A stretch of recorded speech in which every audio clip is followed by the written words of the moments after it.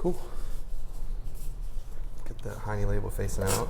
Yeah, right. I feel like I always have the Heine plug. And in the last 3 videos, we've been drinking Heine Brothers.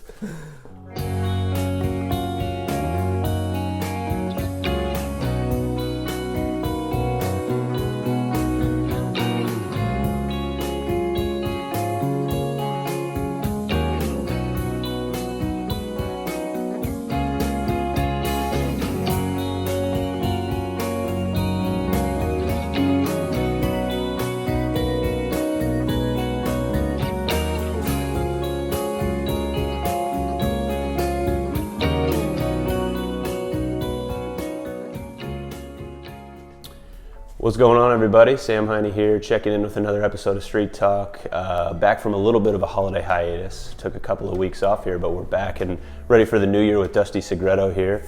We're down in the Limerick neighborhood, and Dusty is an IT and tech wizard by day, extraordinaire, and he's the founder and host of the Living Room series by night. It's a locally, intentionally crafted house show series, which I think is really interesting because you're taking gourmet food, good drinks, good company, and great local talent, and setting up in the comfort of your own home.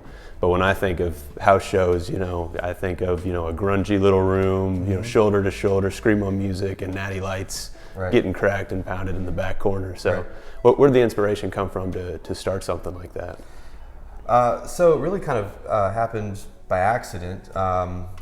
I had a friend who was friends with a band that was touring only on living rooms. And so they were going across the United States, visiting living rooms and doing intimate shows, a band called Frontier Ruckus. And so she sent out an email wondering if anyone could take them on their tour, and said, I'll be their Louisville presence and see what happens. Nice. And it was a huge success. Made a big deal out of it, printed up a poster, brewed a beer for it, cooked a big meal, and people showed up. And the next month, people asked me, hey, can I play at your house venue? And I didn't really consider myself a venue at that point, but I said, sure, go ahead and come on over and play some music. And I kept saying yes. And then next thing you know, I made a Facebook page, and then it's Facebook official at that point. Yeah, right. And so I kept saying yes, kept making dinner as a big part of it. I think that brings people together. It's the tribal hack. If you're eating with somebody, you're part of that tribe. You're now part of a situation where you have something to talk about, the food, and you're just sharing a meal together. So suddenly you're a community, and you're talking about things with people that you don't know, making friends, and it's just a really nice atmosphere for hanging out. And I do get that. I expected it to be like a grunge, hardcore kind of thing. Yeah. And mostly they're just kind of intimate acoustic shows. We do have pretty loud shows sometimes. It just really kind of depends on what's coming our way, and a big part of it is, are they talented? Find bands that are great, bring them in, give everyone a good experience, and people keep coming back. Yeah, that's cool. And what you said there about the intimate feel, I mean, I've been to a handful at this point, and the fact that dinner is there if you want to have dinner, and people are just hanging out, you're meeting new people, but you're also experiencing new sounds, and I feel like it's just this ball of experience that you don't really get from, even if you're going out to a show at a venue like Headliners or something that you're paying for. Right. It's just sort of this really well-crafted. It's a different kind of thing for sure. Yeah, it's definitely something where you're getting the full package of experience, the food, the vibes. The people who come out are very diverse, so it's not just a younger crowd, it's not an older crowd, it's across, economic diversity, it's everything. People come together at this kind of crossroads living room listening experience. And you get to hang out with the artists, and for them that's really big as well, that the artists want to connect with their fans and with the people they're performing to, and the people who are hanging out want to ask questions of the artist to see what made them, what inspired them to write their music, or have they experimented with other sounds. And you can really get on a different level when you can share a meal with someone who just played music for you, and it gives you a totally different type of performance experience than you can get really anywhere else. Yeah, and it's interesting too because you're not getting paid for the effort that you put into putting it together, but in a sense you probably walk away from it feeling like you have gotten paid, because I feel like for me personally, like my experiences with people and different places around town, sounds, different things that I'm looking at, lights, pinball machines, Yeah. it's you walk away from that with more than if somebody handed you $100. It's a labor of love, yeah. Yeah. And at the end of it, I got to have a fun party, and a lot of cool people hung out, and you make great connections through town. So the folks who, run businesses and restaurants and manage bands, and, the folks who are into things in Louisville, you get to meet those people and try to help build the network that is Louisville. Yeah. That's awesome. You're a Limerick guy. You've been living down in Limerick for a while now, and the Living Room series was born in Limerick at a house just a couple of blocks away, right? That's right. And now we're standing in the old Rupyard Kipling. For anybody at home that knows what the Rupyard Kipling was, it was, I guess, a mixture of a few things: an event space, a place you could come and meet people, have a drink, eat some food. And you've taken over that space, and you're living in the back half. Right. And this space up front is a flex commercial space that you're building out, and you're hoping to bring in a tenant to cross-collaborate in your living space in one way or another. That's right, yeah. So, the Rupyard Kipling was very much an artist's hub. It was the bar where no matter what your performance is, Ken and Sheila, who ran the Rupyard Kipling, would take you in and let you perform and do whatever you wanted to, whether it was spoken word or a play or a hardcore punk show or just someone on a guitar, really anything. I know people who came to spelling bees that were here. Just anything that someone wanted to do, you could come and do it here. Jack of all trades. Really, yeah, and it was really a cool eclectic space because artists knew that they could come and perform and be welcomed, and people who came and watched the shows never really knew what to expect. And so you're going to get this very diverse cross-section of performers from Louisville, which is really cool. Which is, reflective, I think, of the Living Room series as well. So we're trying to keep that spirit going of very open and inclusive of the different types of performances that you have. It's not all just one speed all the time. It changes a lot. Yeah. And so, it started in Limerick, the Living Room series at the old house 2 blocks away. And now that it's in the Rupyard Kipling, we're trying to borrow some of those vibes from the Rupyard Kipling as well, which, this space is definitely that flex space, but you'll be able to see in the performance space it still has a lot of those cool, eclectic, artsy Rupyard Kipling vibes to it. Yeah, and that's what's really cool to me is that you still are having the shows in your house, and you have a bigger space for that, which helps out. You can have more people in, and then you also have this extension off the front. Right. Do you have any plans for what you're hoping that it might become and what it might mean for the area? Yeah, so the space as it is was, I believe, meant to be built out into a commercial retail space. Mm-hmm. And it didn't get completed. I don't know all of the details on the previous work that was done here. But the space itself is mixed use, and so it can be used commercially. What I think would be great for the neighborhood would be to have a good anchor coffee shop where people can come and get a quick bite to eat, a place where they can hang out and do some work, a good coffee, and just kind of have a communal space in the neighborhood. Yeah. So the idea being, maybe we find someone who would be a good tenant with a great business idea. Mm-hmm. If I have a hard time with that, maybe just starting something, on my own here. It really could be anything. I'm open to any idea that helps the block mature a little bit and get back to the point it was when this was the Rupyard Kipling, and when there was just more commercial activity on Oak. I think that this is the corridor where things are going to start happening pretty soon. Yeah. As you drive up and down Oak, you just see all of these great buildings with great bones and in good shape that need some work, but they're structurally sound, that are huge opportunities for anybody who wanted to start a little an art studio shop or a coffee shop or a lunch place.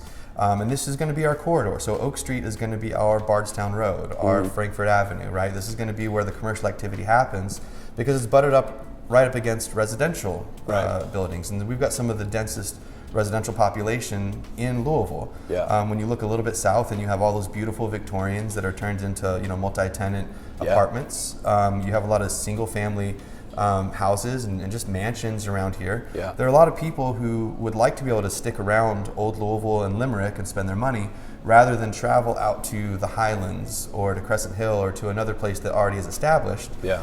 If they just had a reason to stay here. And so I'm hoping to find something in this spot that gives a reason to stick around and have your coffee and your lunch in Old Louisville rather than in another neighborhood and spend your money there. Yeah, and there's so many different types of people around here too. It's really a melting pot of all different classes. Truly. And to me, like whenever you're walking down Oak Street, I mean, it's really beautiful. Like the trees and the architecture is really beautiful, like you mentioned.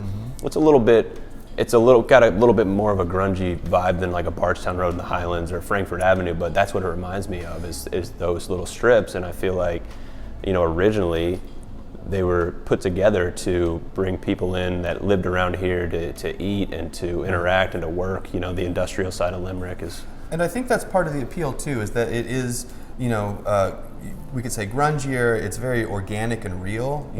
Or Old Louisville is the way it is because it grew up that way, right? Because it's 150 years old, right? It's this way because of all the events that led to it being this way. It's not a neighborhood that was organized and crafted to be a certain thing. And so that has what's led to the really great diversity that you see. Economically, you see mansions just, a block south, and then you see, some assisted living, right around here as well. You have racial diversity, economic diversity. You have a huge age range of people who live in Old Louisville.